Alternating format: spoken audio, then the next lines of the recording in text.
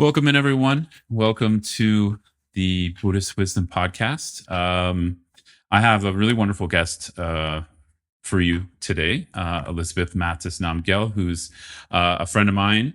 And she's mostly known for being a really wonderful Buddhist teacher, author, mom, and also a host of Open Question, A Call to Inner Brilliance podcast. Welcome, Elizabeth. It's really, really wonderful to have you here with me. Thanks for joining me. Yeah, thank you so much, Scott. I've been looking forward to this. Yeah, and just some background for anyone listening to this is we've known each other, I think, since I lived in Crestone, so around 2011 or 12, something like that. Yeah. And also we often get into very deep, sometimes rambunctious discussions on Buddhism. And I love that word, rambunctious. It's got to be rambunctious. Yeah, otherwise it's not fun. It's just sort of like humdrum. Well, the topics are so juicy. That's why. Exactly. Yeah. So when I started, hosting interviews on here, you were one of the first people I thought of, just because our conversations aren't usually recorded, but they're really rich. And I thought, wow, this would be so fun to share this with others. So welcome. Yeah, I'm excited for this. Thank you. Yeah, and our topic today is going to be the Buddhist principle of sacred world, something Elizabeth teaches a lot about over the years. It's one of kind of the main topics that I think you like to share.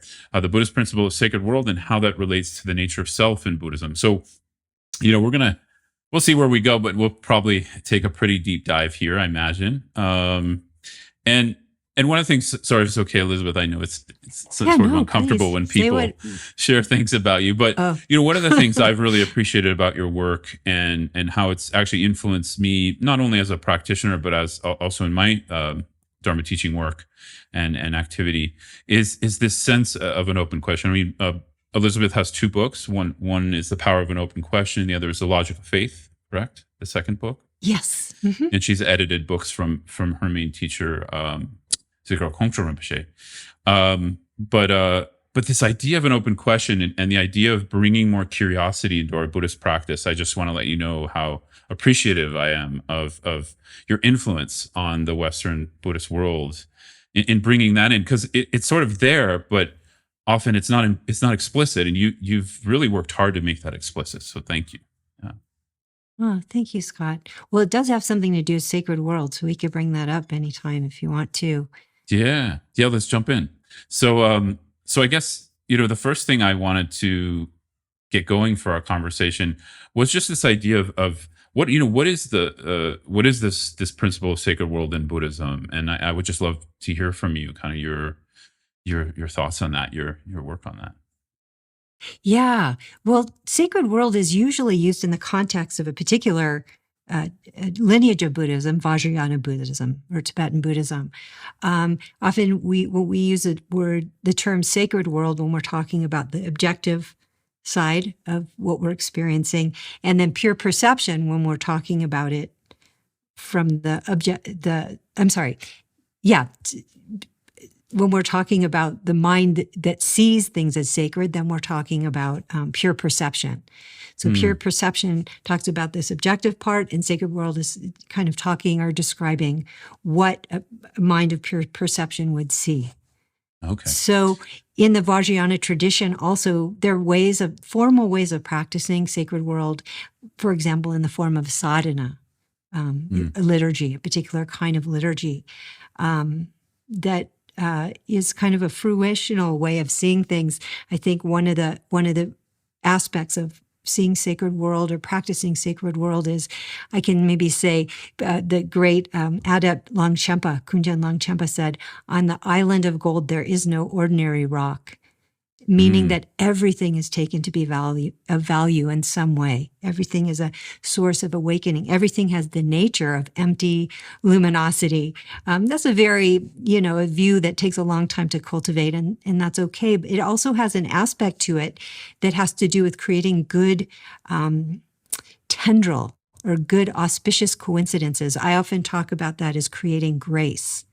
So it has this aspect of this, how we relatively work with the world, how we create grace in the circumstances we find ourselves in, and then the aspect of, the Zokram, or the completion state, which is that we really see the nature of emptiness and luminosity. So that's what a traditional sadhana would be in the Vajrayana practice.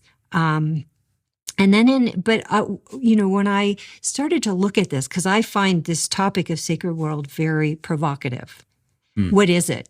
Because we often, for many different reasons, don't see the world as sacred at all. It's painful. Or we might want to see the world as sacred, but we're grappling and we're uncomfortable. We don't know how to be in it even. And it often seems like we're just living around difficult circumstances. We're grasping at wanting the world to be a particular way. And so, we have to kind of reject certain aspects of experience. So that's not sacred world. So I find it all, I've always found this all very provocative. But I started to notice that actually it's not just a Vajrayana principle, it's in the Mahayana as well. And I think elements of it in the Hinayana too. Oh, interesting. Okay. Yeah, I'd love to hear that because, I've mainly heard of it, in the sense, of the Vajrayana, like you said, and so, and I know it's like a passion of yours, the Madhyamaka or the middle way tradition. So I'd love to hear about, how you're thinking of that, how you're weaving in it. Yeah. Yeah. Well, one really good example, and this is where it came to my mind. I love the Heart Sutra. It's one of my favorite writings ever. I read it all the time, and I'm always trying to plunge the depth of it. And of course, you always feel like you're scraping the surface because it's so profound. But in the Heart Sutra, it's interesting. The Buddha is sitting in a state of profound illumination, meaning there's wisdom, but he's completely silent. And instead of, and I think that illustrates that the nature of seeing this sacred world or having this kind of perception of things is beyond, it's ineffable. It's beyond our ability to, it's beyond words. Yeah. And so at the same time, Avalokiteshvara, who is a great bodhisattva, he's in the picture too. He's in this gathering of people. And the monk Shariputra approaches him and says, well, how should a son or daughter of noble family practice who wishes to, understand the wisdom of Prajnaparamita? Prajnaparamita, I guess we could say, in some ways, is like the mind that's poised for insight. It's accurate discernment. That's Prajnaparamita, accurately discerning. Yeah. So she's the subjective side of sacred world. And so he goes on not to really teach you how to do it. He just describes what he sees. And it's very cryptic, the way his language, but if you study it, you begin to understand what he's seeing. He's seeing everything as being empty. Empty is not a void. It means empty of intrinsic existence. But that's very much the Mahayana way of talking about this sacred world, this world that's unobstructed, that we see it without mistake. And so in a way, that is a sacred world text. He's describing what he sees that's completely unobstructed through the eyes of Prajnaparamita. So that's an example I think I would use of sacred world. It most certainly is a sacred world text in that regard. Yeah, beautiful. Yeah, I'm a big, obviously, to study anything in Tibetan Buddhism or Buddhism in general, you're going to come across the Heart Sutra at some point. And the Heart Sutra has been a passion of mine too, but specifically a little bit more the Vajracutter Sutra, because it's been in my practice for 20 years. And so, but they're obviously, they're very similar. Just Vajracutter goes into a little more detail. But yeah, going back to what you're saying, what you're describing is, I think, is the verses, no form, no feeling, no sound, going into the negations, right? That's when it's starting to talk about the sacred world in relation to the not just the subject, but the object, right? Right. Yeah. And that's what's interesting is you can't really talk about a subject without an object. Yeah. Because mind and its world are interdependent. They're not, we say in the Madhyamaka or middle way tradition, they're not one or two. They're not the same or separate. Like, what is subjective awareness without an object? It has to be aware of something Mm. Try to imagine what it would be if you were lived in a vacuum. You were completely cut off from all sensorium. So mind and its world arise together. And I often, when we're talking about sacred world, really, we're talking about relationship. How Mm. do we see the world that we encounter? Yeah. Even when we sit in meditation and the thoughts and emotions, the activity of mind is arising, what do we do with it? Do we shut Mm. down? Do we try to reject it? Do we just get lost in the momentum of thought? Or is there another way to poise our mind, which is again, prajnaparamita, that is, this is the middle way. It's not rejecting and it's not grasping. It doesn't see Yeah. things as, void, but it doesn't see things as like real in the way we ordinarily think about them. So it's pointing us to something in that way. But so the interesting thing about Sacred World is it's like pure, if you say the subject is prajnaparamita, then the object is emptiness. And Mm. that's this coming together of prajnaparamita or, jnana or wisdom with seeing accurately the nature of the object. That's what sees Sacred World. That's how Sacred World opens up or is perceived or perceives. Again, you can't separate mind from the world it encounters. Like I often ask people, where do you end? Where does your mind or your awareness end and your world begin? Yeah. Yeah. It's an inquiry. Yeah. Yeah. Yeah. And I'd love to get into that because I think, I mean, before we get into the practice side of this, which is kind of the practical of like, how do we see this? I'm really curious the why, because I mean, we can come back down and get back into the what is Sacred World, Yeah, sure. and then how to relate to it. But I'm You guide curious. me. No. It's more because like I know people That's are great. listening to this are at all levels of meditation and Dharma interests, and there's some people maybe new to Buddhism, and just to give some context here, we're talking about a pretty deep end of Buddhism here. So if people are like, what are they talking about for a second, that's why. Yeah. And then of course we have some longtime practitioners who also listen to this podcast. Sure.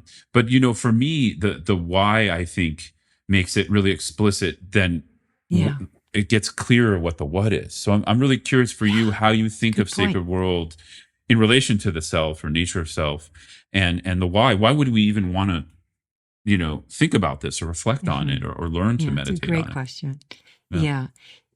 Because it's so hard to be alive in this world. I think like it's a conundrum of sorts, or it's a kind of a challenge. Like there's this aspect of being human, and I'm assuming most people feel this way, where we kind of do know what sacred is. Mm. Like I get blown away by how the world is sometimes. It's amazing. Like, from this, like one analogy might be, we look up at the sky. It's really stormy looking here right now. So maybe this is a good one. And you don't know what's going to happen. And the wind is blowing and everything looks chaotic. And from this kind of brewing storm falls this like symmetrical, beautiful, perfect snowflake, completely unique. Like, what is that? Like it's amazing. It's amazing. And so, we look at the natural world or we look at animals, we see, I think we all feel the sacredness of that kind of natural world. But even, like you go up into a skyscraper in New York City and you look down and you think, wow, how did this happen? If there's some kind of orderliness. I mean, it was all built on the observation of cause and effect, measurement and planning and, the way money works. And we have all these agreements that make it continue. And it's just very magical. And then you go down to the bottom floor and you start walking the streets and you see a lot of suffering, And so there's this kind of rub. And sometimes for me, because I've, I engage the practices of Sacred World, but there's this idea also that you could feel kind of hypocritical or you're ignoring something because there's this deep tendency we all have to want to feel good, and cling to the sacred and feel really uncomfortable about what's not sacred. So we're living around life in so many ways. There's just a lot of conflict around this. And I love conflict. So it's not I love conflict. I love conundrums. It's a conundrum. Because the world is beautiful. We can't deny. We've had moments of sacredness, or we've had moments when the mind is just completely at peace.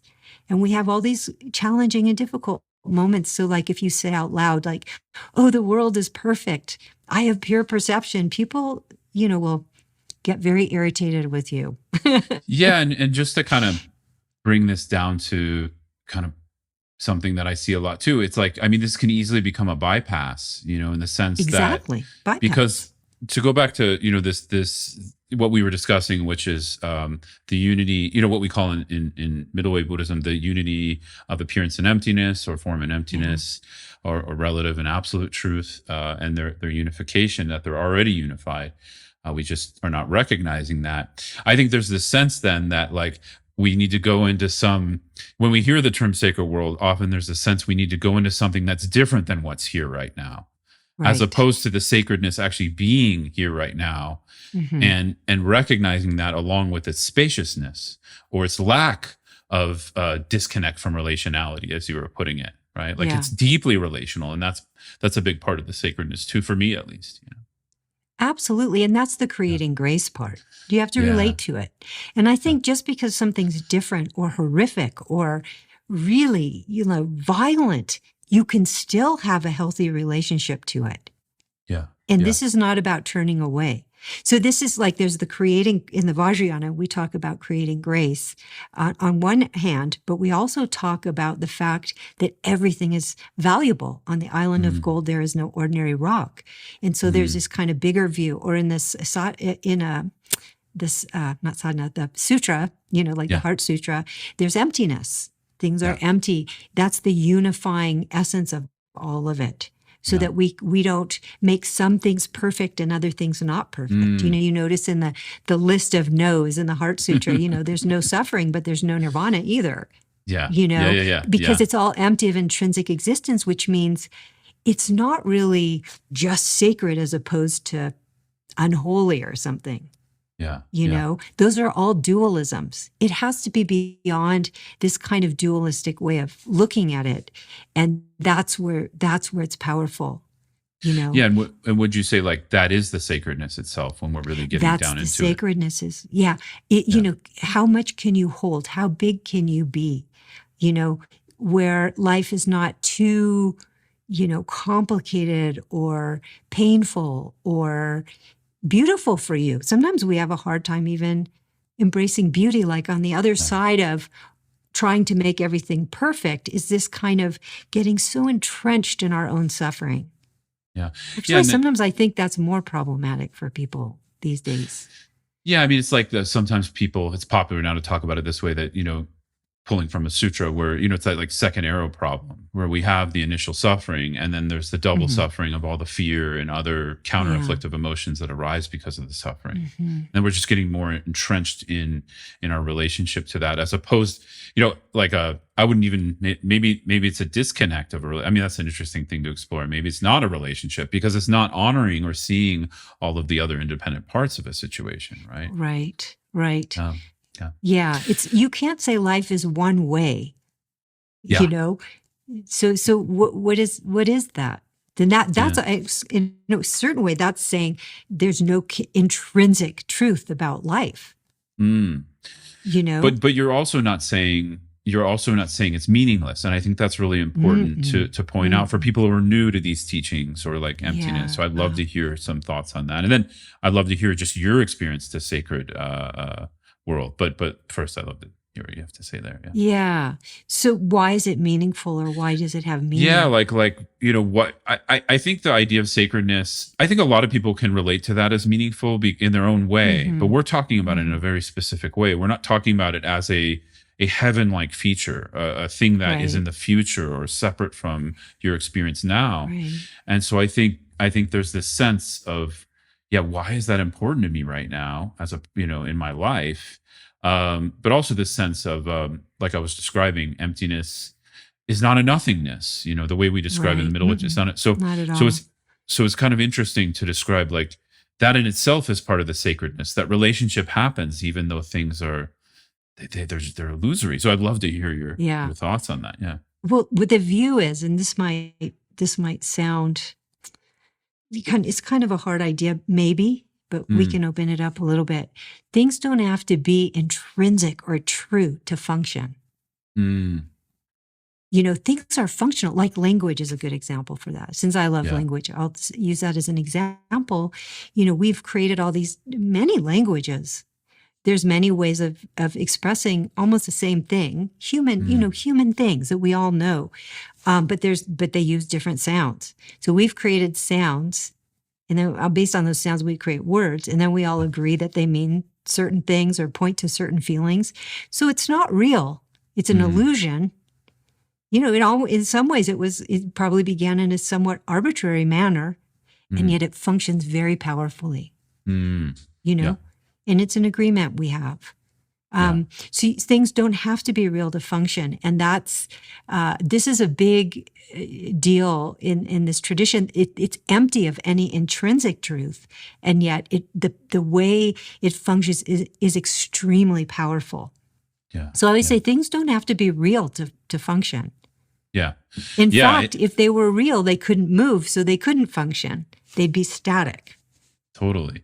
Totally. And Yeah. I think it's that bind of, I mean, this is where these teachings often focus first. It's that bind of what's happening to us when we're believing something as independent or permanent or real as it is, and it's that Yeah. bind. And I'd love to kind of hear your process over the years, because you've been a practitioner for more than 35 years, right? Yeah, I think getting Quite a older long time. now. Yeah, yeah, and I mean, I just love to hear that, because I think there's the why, but like, how's that been?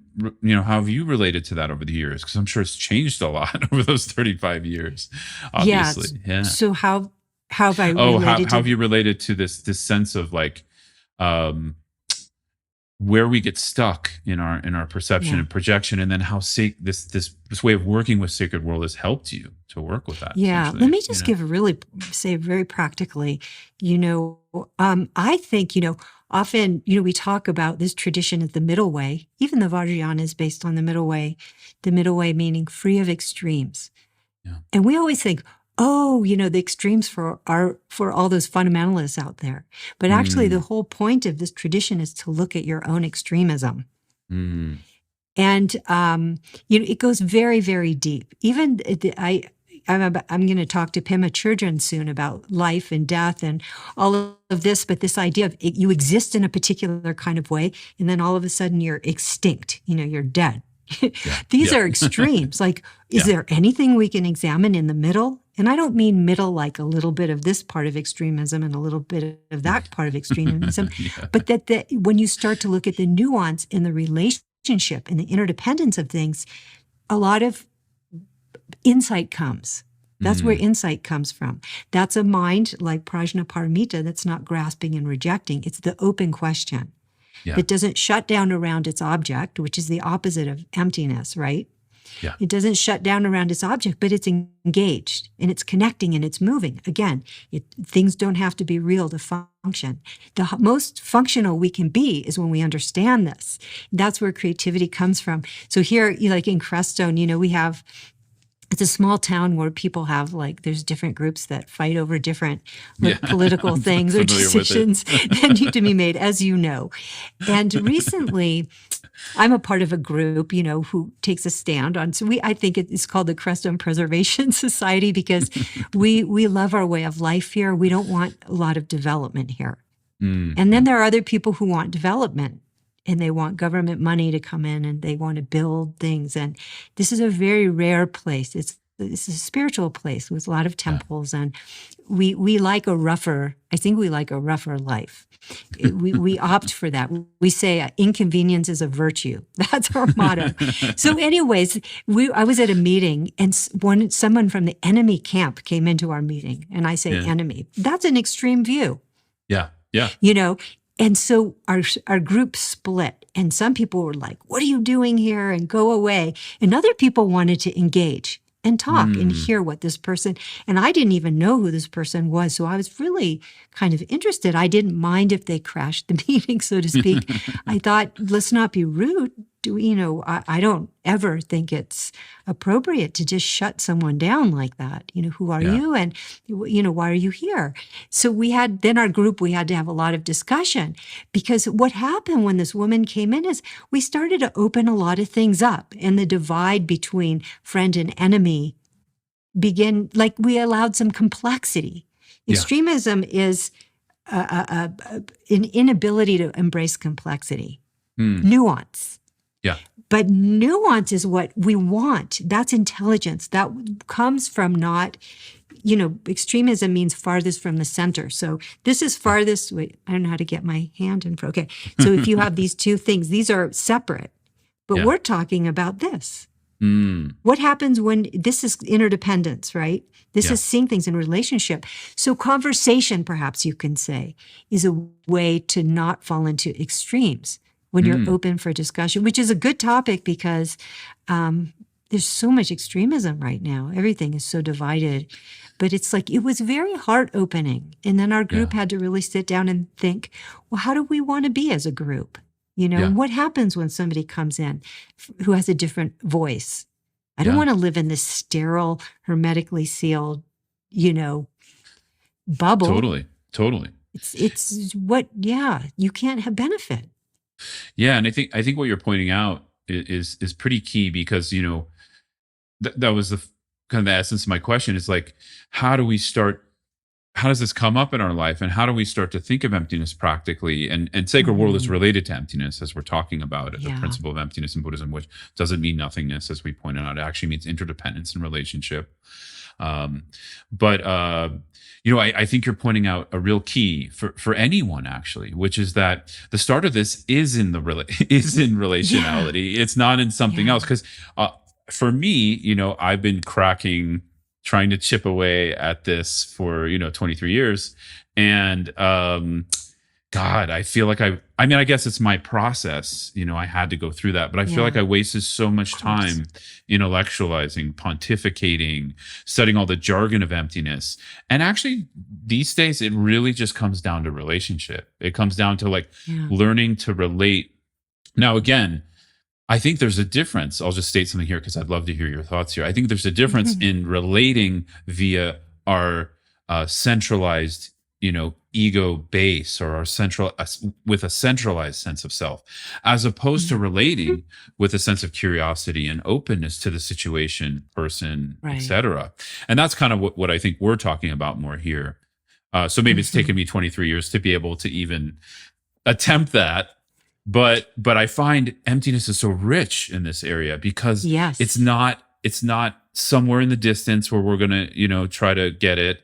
It's not in our thoughts. It's actually just leaping into the moment with something.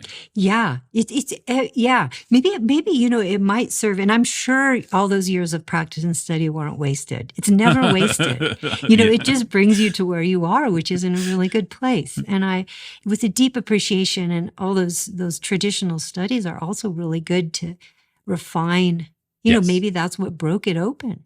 Oh yeah, I just wanted to say that. No, thank. Yeah, I'm kind of joking, but of course, in our tradition, just for some of the listeners who aren't maybe super familiar with Tibetan Buddhism, there's a very large component of Tibetan Buddhism that is based on reasoning and studying those reasonings and studying. Elizabeth, this is a passion of yours, I know too.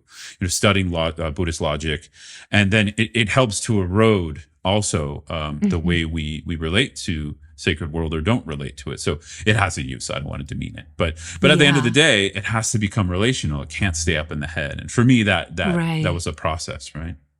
Yeah, for everybody. For most people, I think it's definitely you have to chip away at certain times, and sometimes it just opens up naturally. But maybe I should give an example, because we're talking about sacred world and the self. Maybe I could give an example through the self, very simple, for people to understand emptiness, because I really think it's so much easier. It's very easy to understand. So I'll use myself as an example. So, if somebody were to ask me, who are you, to me. I Yeah. might say, well, in relationship to my son, I'm a mom. In relationship to my mom, I'm a daughter. In relationship to my brother, I'm a sister. When I go to a doctor's office, I'm a patient. When I'm in a store, I'm a customer. Sometimes I'm a teacher, sometimes I'm a student. There's no singular, permanent, or independent me. Yeah. I am empty of defining characteristics. It doesn't mean I don't have defining characteristics and on one level, but everything happens. It's what you're seeing is everything happens in a context. Yeah. Right? Yeah. It all depends, which is one way of talking about the nature of interdependence, right? It all depends. What's going to happen next? It depends on the causes and conditions. So in certain contexts, I'm this way. In another context, I serve another function. So this is what means by it. It doesn't have to be real or true, like one single identity, some ontological truth in order to function. For example, actually, we wouldn't function well if it were like that. Like I'd always be the same way. I'd treat my dentist the same way I treat my son, or, and even with my son, as he grows, it's different. It's different every moment. There's nothing kind of solid about it. There's no singular me.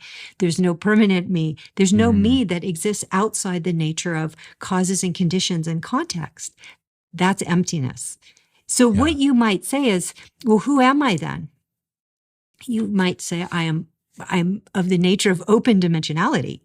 I'm open dimensional, which is a translation of the term emptiness from Gunther. Open dimensionality. Can that become my preferred pronouns? I'd like to call myself open dimensional. Yeah, I'm open dimensional. That's who I am. Well, see, this is a really good point that you're making because obviously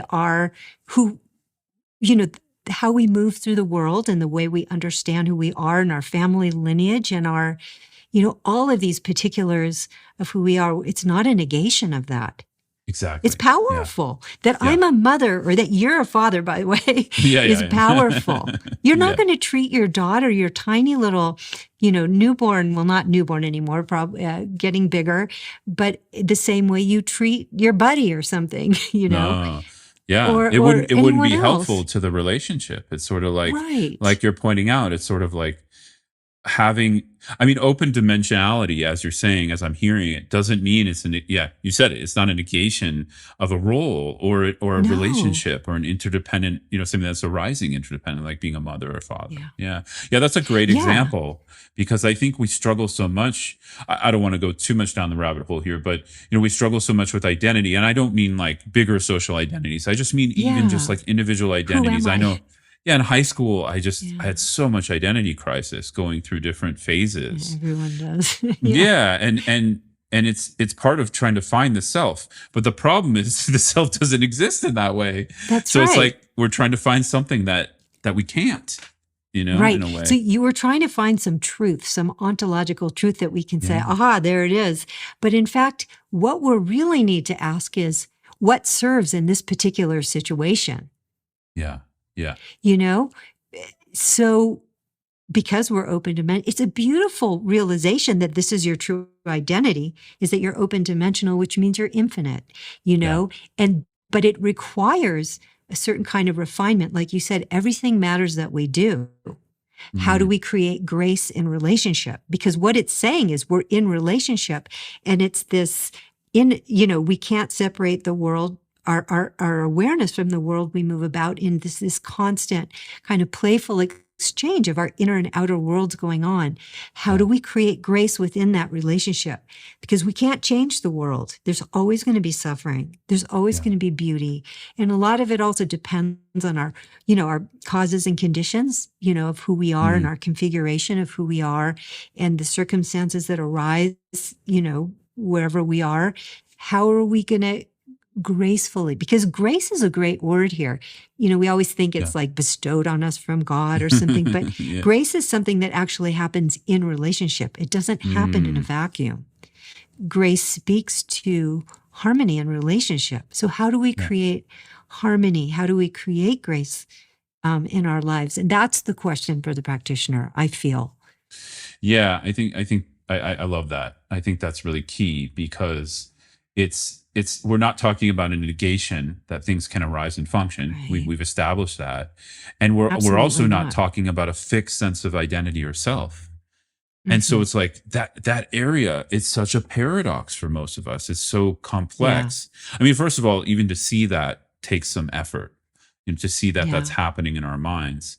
And second of all, to kind of get Hmm. out of that. And, you know, going back to a question I wanted to ask you, I think it's related to this, is the sense of like, so the sense of like sacred world principle, and you just have this wonderful example of relating to yourself as like, you function as a mom sometimes, as a daughter sometimes, as a student sometimes, as a teacher sometimes, etc. how has how is that development, like your relationship to that, I'm going to call it uh uh decentralization, we could also say like multiplicity, I'm going to call it Yeah. something, I like the word decentralized a little bit better because I think it's closer to what it is. Or Trungpa Rinpoche sometimes calls it like centerlessness. Yeah. I've heard him use that word, and I love that word. But anyways, this sense of like, your relationship to that, how has that helped you, like in your daily life? Because Oh, I it think a lot helps of so people who much. listen to this want to Yeah. know, because Mhm. sometimes these can be for you and I don't. These are not abstract concepts for me. They are practical actually, and I believe they are for Yeah, you I'm too. sure.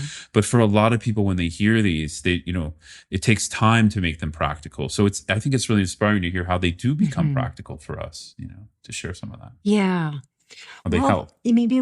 it makes this way of being makes you very flexible Mm, because you can walk into any situation. And the main question really is, how can I serve to create mm, grace, maybe? Or mm. how can I create healthy interdependence in this situation, Yeah. in any situation you're in, rather than just shutting down around who you think you are or who you think somebody else is, which is not Mm, an expression of respect. yeah. Because if you're open dimensional, everybody else is too. And so when you kind of shut down and kind of reify, solidify or reify somebody else, it's not an accurate perception. Yeah, yeah. The accurate Yeah, perception is to not reify and to see the open dimensionality or emptiness. yeah, and for me, when I'm in those, which is most of the time, Mhm. sort of like moving into, I'm spacing out the word right now, but when I'm not in that open dimensionality, both in relation to Yeah, myself and others, or just others, I feel so much tension. that's There's right. so much suffering. There's pain. There's Hmm. fear, all Hmm. kinds of stuff. So for me, it's very practical in that sense, where it's like I feel it like hurting, Hmm. like here Yeah. I live in Medellin, Colombia, and I live in the city, and so there's fruit sellers who come down the street here. I often talk about this as an example, and it's something just cultural to the city here, and it's like I call it the train of fruit sellers. So I'm here meditating, and for an hour there's people yelling on loudspeakers, like distorted loudspeakers, selling papayas and all kinds of stuff. And Right. it's not something cultural. I didn't grow up with that, right? Hmm. And I also have this sense that people should respect my sound space when I'm meditating. Yeah. They have no idea I'm meditating. They also have maybe not even the same cultural idea of sound or Quiet. relationship to Yeah. sound or quiet. And they're just trying to make a living. And obviously, people here buy their fruit. Otherwise, they wouldn't come through here. Right. So the moment I close down around that and I start to get annoyed because somehow someone is starting to, interrupt my space, right? But again, we're even asking the question, what is my space? What is their space? I mean, Elizabeth, you already asked Right. this. We can even do an inquiry into that, right? As getting into some Right. practical examples, like where is my space? Where Yeah. is it in my finger? Is it in my body somewhere? Is it somewhere like, does it end at the wall where like Yeah. so interesting, right? Where we can Yeah. go with Yeah. It's this. really interesting. Yeah. So I don't Yeah. know. So So I guess, yeah, go ahead, yeah, please. it's a really interesting thing. I think it's really cool that you pointed out how uncomfortable that can be. Because in Mm, a way, I feel that's very important to understand our own mind. You don't have to only see your mind as an easy place. Like, mm, what is mind at its best? What does that feel like? To me, that's that open dimensionality. Yeah. What is mind at its worst? It's when we shut down around an object or, what have you. So we're understanding like the mechanics of our own mind, Yeah. which is incredibly important. And it's important to know that it is actually, this plays a huge role in terms of our emotions or our negativity. Like you're saying, like I often use the example when people go into a war zone, when they're in war, soldiers are trained to reify or objectify the enemy as bad. So that's very not open dimensional. That's like one dimensional. They're your enemy and they want you to feel that. Why? Because that's how hatred is created. Like if you see the open dimensionality of someone, it's going to be harder to shoot them or harm them. So, if you go into a war zone and you encounter a man or a woman or whatever, and you think, there's somebody's child or somebody's father, somebody's sibling, whatever, your heart is going to start to open. Yeah. Open dimensionality actually protects you from negative emotions. Yeah. And it's the same thing like in advertising with attachment. People who are in the advertising industry know the psychology of this. They want to show you a one-dimensional picture of an object, like a beautiful car that hugs the road. They're not going to remind you, in 2 years, your dashboard is going to crack and the insurance is going to be high. And when you start thinking of those things, it kind of, it might dampen some of your enthusiasm, but it brings you to a more realistic place. So they're they want you to reify, and they use that psychology to do that. Yeah. So you hear that, everyone? This is some tips here for dealing with the world right now. Elizabeth is giving you some quite powerful tips because, this is where we have another word Elizabeth loves to use, agency. This is actually where we have agency. Agency. I love that. Yeah. Yeah. Thank you for saying that, Scott. Yeah. If this is not practical, there's something you're not seeing. I think. Yeah. But Scott, I feel too, it takes a long time. Like I wish somebody would have told me maybe some of these things earlier on, Yeah, me too. But you have to push it at yourself. You have to push it your own mind and kind of personalize this. I think that's you probably agree. It's hard with the Dharma because of the language. But you have to find ways of explaining it to yourself. Don't just let somebody explain it to you, but find a way to explain it to yourself and investigate deeply into your experience.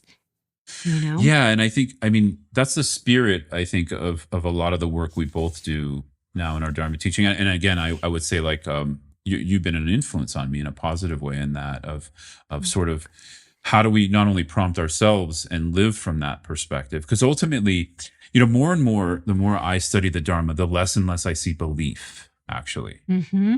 And I'm not saying there isn't belief in the Dharma. There is. There are some like preliminary beliefs we have to take on to then use as a mirror to look at our own beliefs, right? That's sort of what the path is. But the more and more I practice, the less and less I see belief, the more and more I see prompts.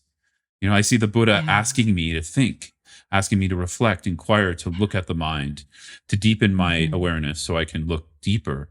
So it's almost like, a lot of people, I don't like quoting this because it's so overquoted now, but this quote of, where the Buddha said, don't treat my teaching on face value, treat it like, you're checking for if it's real gold or not. You're going to burn it, you're going to wash it, etc. But I really see that spirit throughout the Buddha Dharma because, I think you're also pointing out a cultural disconnect here because that wasn't how it was for me initially. I saw a tradition that was asking me to believe in something. Now, whether they were doing that or not, I'm not sure, but that's how I related to it as a convert. Yeah. And so this is a whole nother podcast we could do, a whole nother episode. Yeah, I know what you mean. I've sometimes felt that way too. And sometimes I thought, is it coming from the outside or is it coming from me? Yeah. And I wasn't sure, but I grappled a lot with that. But I know, like even with my teacher who's very, strong and direct and kind of sometimes like, I don't want to say scary. He's also very compassionate, but I think it's his passion. that he Mm. says things really strongly. But he also wrote a book. It's called "It's Up to You." Mm. Which Yeah. means he wants us to bring it to life in our own experience. Like there's those three contemplations, the three wisdoms or prajnas. You Yeah. study the teachings, you hear them, you kind of stay open with them. And then you take them and contemplate them deeply. I think people don't contemplate enough. Contemplation to me is the thing that's the most, people meditate, Yeah. but they Yeah. don't contemplate. Yeah. And Yeah. I think contemplation is profound. Yeah. It means Because bringing language to, and all that. So, sorry, go yeah, ahead. sorry to interrupt you. Yeah, because I was No. just thinking, I mean, for me, the contemplation piece, I love how you're pointing that out. That is what actually takes us from being a believer to actually being a Right. practitioner. Because Yeah. contemplation, you're deliberately not believing. There's a healthy sense of skepticism hmm in contemplation, at Yeah. least for me. Yeah. Yeah. It's Yeah. true. Belief sometimes comes when you're hearing, although I think you can hear without belief, with an Yes. open question mind. And that's, I Yeah. think, the best way of hearing. Yeah. But yeah, I think that's very true. And I really, this is a very personal thing. This is supposed to be a transformative thing. So what Mm. does it mean?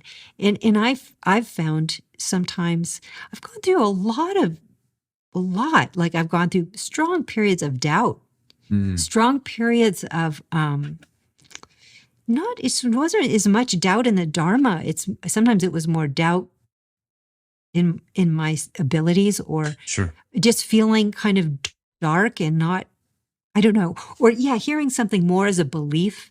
Yeah. But I always think when something is uncomfortable, that's where you need to explore it. Mm.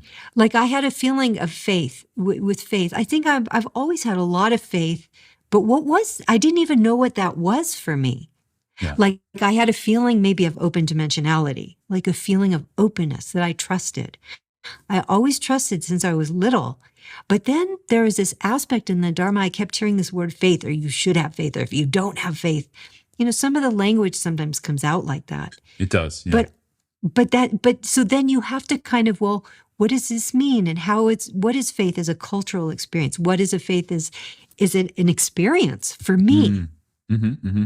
Yeah. And then I started looking at etymologies and dictionary definitions and Sanskrit and Tibetan, and I started opening up this term faith. And then that's what my book came from, The Logic of Faith, Wonderful. because I felt uncomfortable with sometimes the way the term faith was being used, both in my tradition, both in my culture, and the way I was feeling pushed to use it.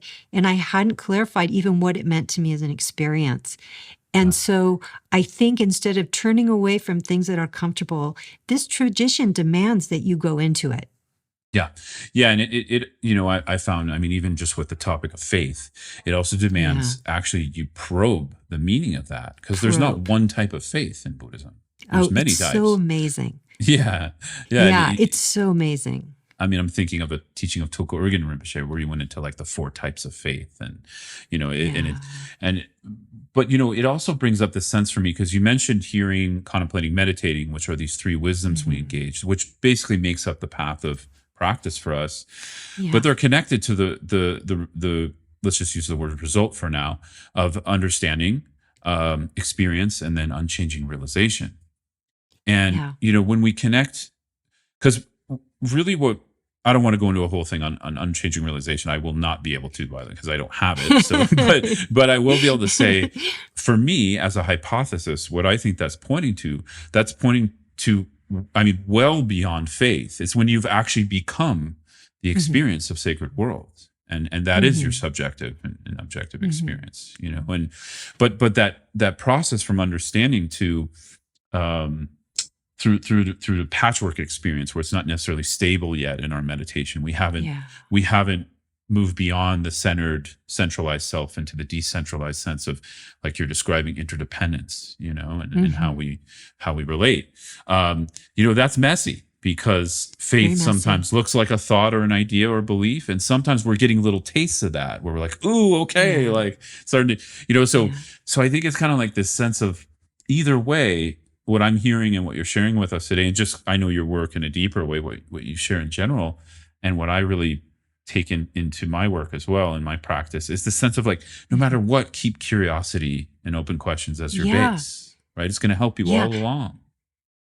Yeah. I think that's a protected space. It Mm, protects you from fundamentalism and extremism. yeah. It protects you from belief and doubt. It protects you from is and is not. It Mm, protects you from, oh, I'm all important or I'm insignificant. yeah. It's Yeah. just, it's curious. It's such a protected, loving, intelligent way to poise your mind Yeah. with your experience. And so I always feel you can never go wrong, really. And I think like we have all these conundrums, like I feel uncomfortable about faith, but then the Mm, minute you ask, well, what does that mean? And let me look mm, into it. It disrupts that kind of edginess. yeah. And that takes you to the middle way view, right? I don't Yeah. want this, or I don't like this, or this bothers me. To be interested in your conundrums actually is a way, it's like a liberation or a freedom in its own way. Yeah. So this is a very, like this protected, it's not a geographical space. It's a way of being in relationship, in healthy relationship to the world that you encounter. Yeah. Yeah. And what could be better than wonder and curiosity? Like all the great masters, when you read the text, they say, Emaho, meaning Yeah. how amazing it is, how amazing. Why is it amazing to them? Because they've shut down around the object? No. Mm, It's amazing because they can look at somebody and be amused by the open dimensionality yeah. that they see, or the world. The Yeah. world is not just treacherous, although we don't deny treachery. Yeah. Just because you see that it's open dimensional, like you said, doesn't mean we don't see the nuance and particulars. In fact, the more open dimensional your mind is, the more accurate and clearly it can relate to relationships. Totally. Like the soldier was an example of that. If you close down around who someone is and think they're an enemy, how do you see the nuance? Yeah. Yeah. I find that to be true, and for Yeah. myself, and Yeah. there's also this sense of like, and maybe we'll start to move to our close soon, but there's also this sense of like how that actually merges with or moves into what we would call more the expression side or the activity side of what this practice is doing for us as an individual, where we can begin to embody authentic, boundless compassion, authentic, boundless love, which then moves into bodhicitta. Bodhicitta for me, it's actually, I think it's becoming a misunderstood topic out there a lot of the time. So I want to be Too bad. careful. Yeah, it's a little sad. I want to be careful and save more time to talk about that unless you want to jump into it. But compassion, I think, is something. Too. Yeah, maybe we could have another Yeah. discussion on that. But compassion, when we talk about, because a lot of people, they get it. Well, sounds all, I could hear someone saying this all sounds good and well for me, and they might be getting inspired about that. But then they see so many problems in the world and they want to help.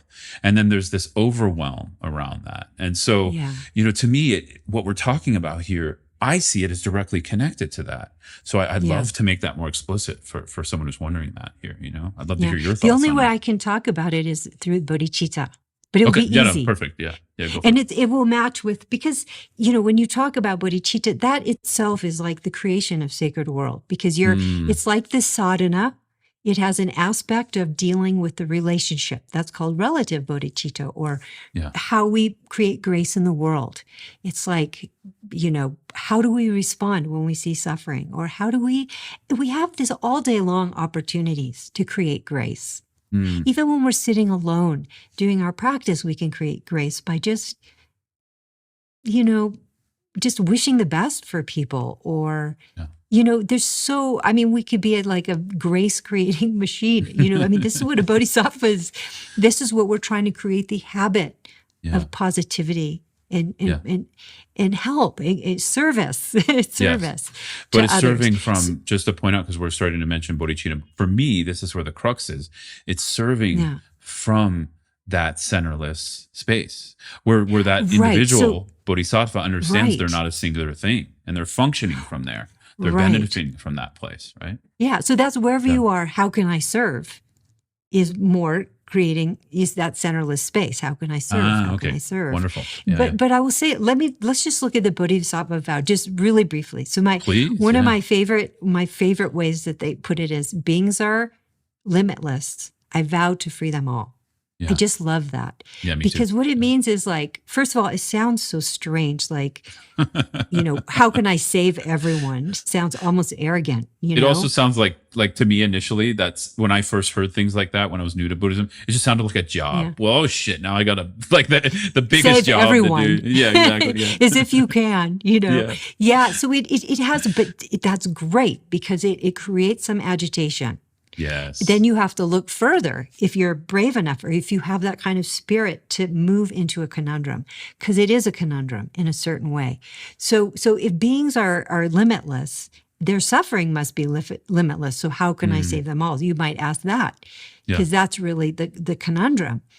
And so what I find it very interesting about this, because I've thought about this conundrum a lot, and I thought, if beings are limitless, I will also have to become limitless. There you go. Yeah. I will have, and that's what the four immeasurables are. Like, how can I become limitless? Yes. This whole idea of, it's just you keep doing it. You keep doing it.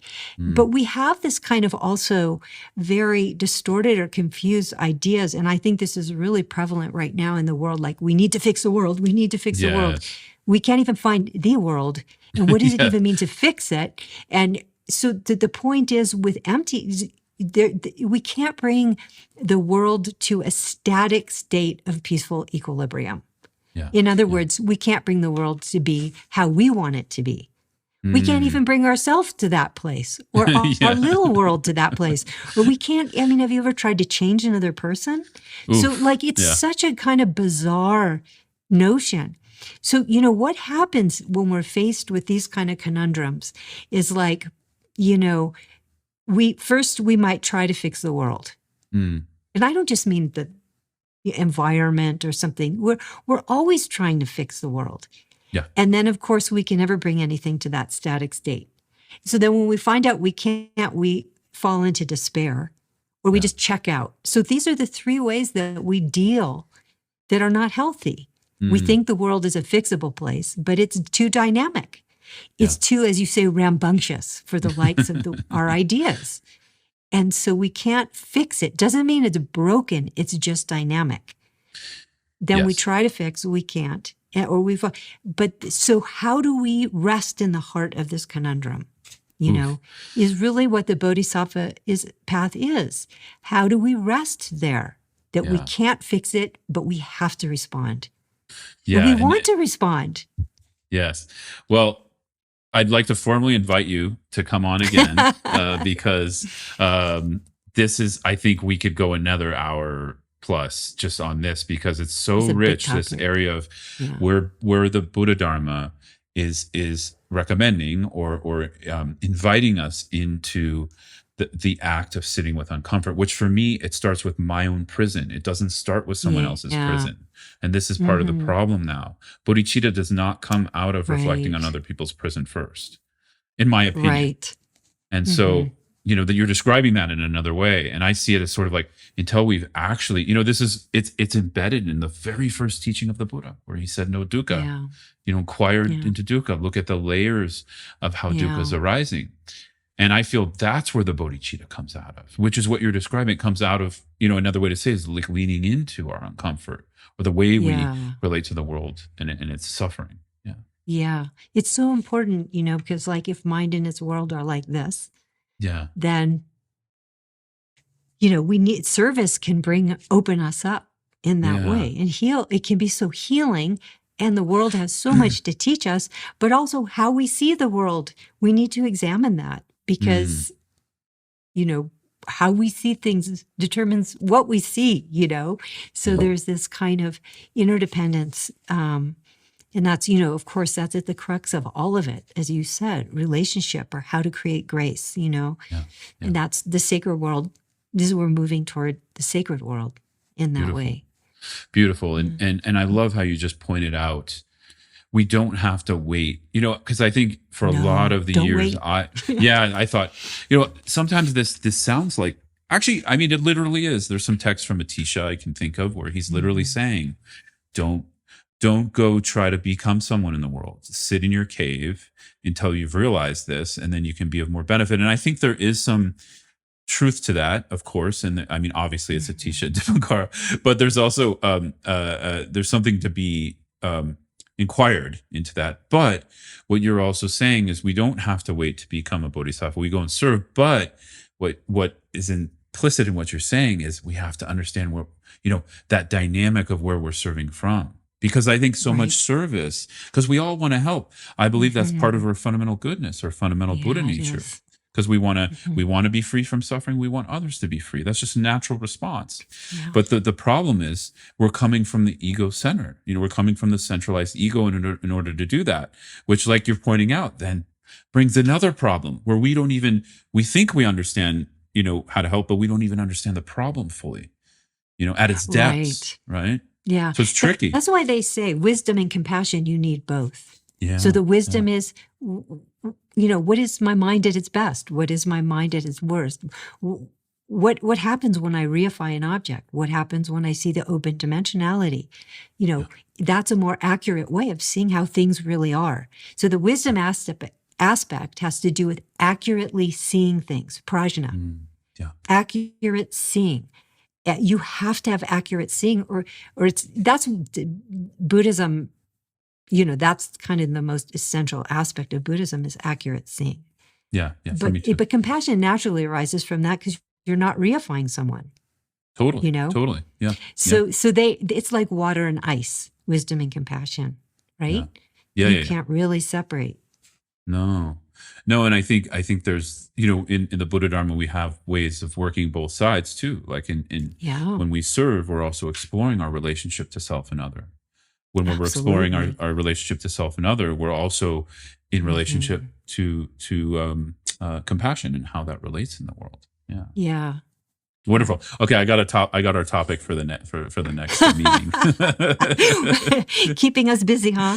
Yeah. Well, I know you're busy, so there's no pressure. Yeah. But yeah. No, of course. No, I've loved it. It's always fun to talk to you, and whether it's something other people can see or not, I'm very happy to support your podcast. I really like it. I listen to some of them, and I really appreciate, want to support you to continue. And this is such important information. It's vital information for humanity. I agree. Vital, I feel. So thank you. Really, I thank you for that. No, thank you so much. And if you want to know more about Elizabeth, you can go to elizabethmattisnamgyal.com, correct? I think the best thing is middlewayinitiative.org. Okay, that's better now. Okay. That's my organization. Perfect. I'll put it in. Who cares about me? I want to put the work in the center, the middle way in the center. In the podcast, open question. Well, maybe people you can go to both. People can check you out at both. They're both wonderful sites, and her podcast. Please check out Elizabeth's podcast, Open Question. It's really, really wonderful. Actually, a lot of what she shared here today is on the podcast, and you can kind of just hear you can hear her in her sacred pure form without me babbling in the background. So oh no, you're great to be in dialogue with. So anyway, I appreciate you. Yeah, thanks so much, Elizabeth. Too. Thanks, Scott, and everybody. Yeah, I look forward to talking soon. Yeah. Okay, we will. Bye. Thanks, everyone.